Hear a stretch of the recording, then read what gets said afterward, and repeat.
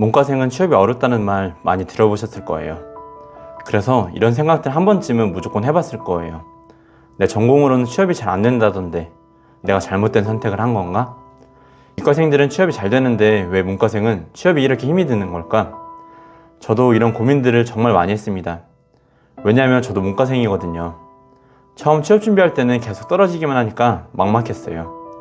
그런데 어떻게 해요? 내가 문과생인 걸 바꿀 수가 없는데. 그래서 오늘 영상을 준비했습니다. 중경외시 문과생이었던 제가 어떻게 대기업 취업할 수 있었는지 알려드릴게요. 꼭 오늘 영상 끝까지 시청해주세요. 왜 문과생은 취업하기가 어려운지 먼저 생각해볼까요? 채용시장의 변화, 이공계 쏠림 현상, 전문성 부족 등 취업시장에서 문과생보다 이과생을 선호하는 이유가 여러 가지 있겠지만 제가 생각할 때 문과생들이 취업이 어렵다고 느끼는 가장 큰 이유는 바로 경쟁력 부족이라고 생각해요. 문과생이 이과생을 대체하는 것은 어렵지만 이과생이 문과생을 대체하는 게 쉬운 경우가 많거든요.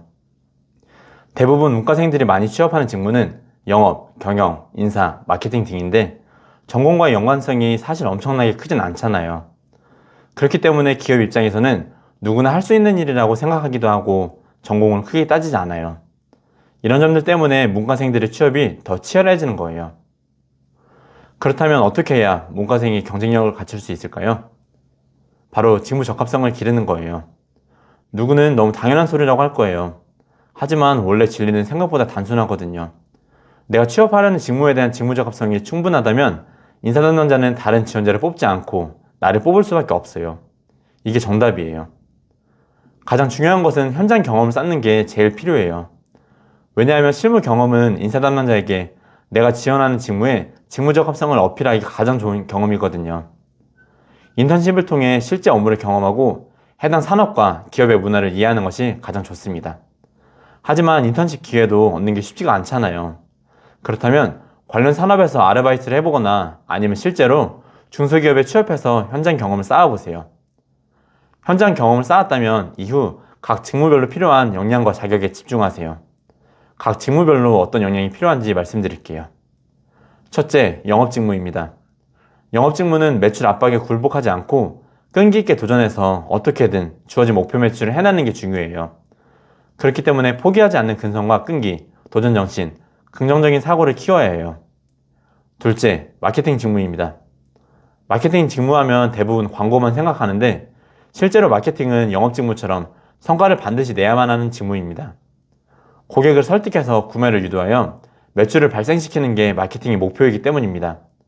그래서 산업에 대한 이해, 데이터를 기반으로 한 분석력, SNS를 통한 마케팅 경험 등을 키워야 합니다. 셋째, 인사직무입니다.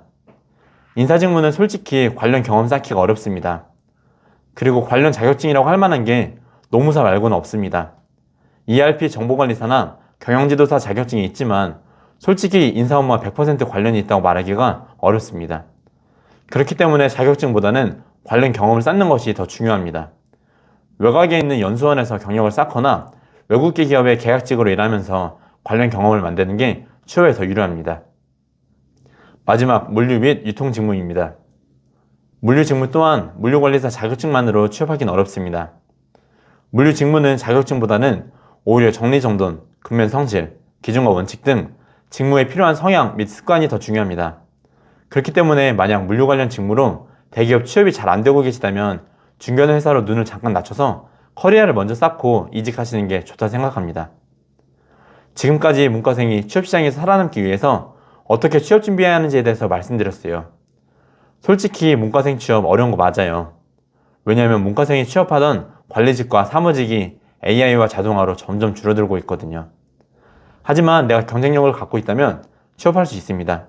저도 했잖아요. 그럼 여러분도 당연히 하실 수 있어요. 마지막으로 말씀드리고 싶은 부분은 절대로 포기하지 않으셨으면 좋겠어요. 내가 취업할 수 있을까? 이런 불안한 생각은 절대로 하지 마세요. 분명히 내가 일할 회사는 있어요. 다만 아직 못 만났을 뿐이에요. 그렇기 때문에 절대로 포기하지 마시고 자소서를 계속 제출하셔야 해요. 최소한 자소서 50개는 써보셔야죠. 오늘 영상이 도움이 되셨다면 구독과 좋아요 부탁드립니다. 감사합니다.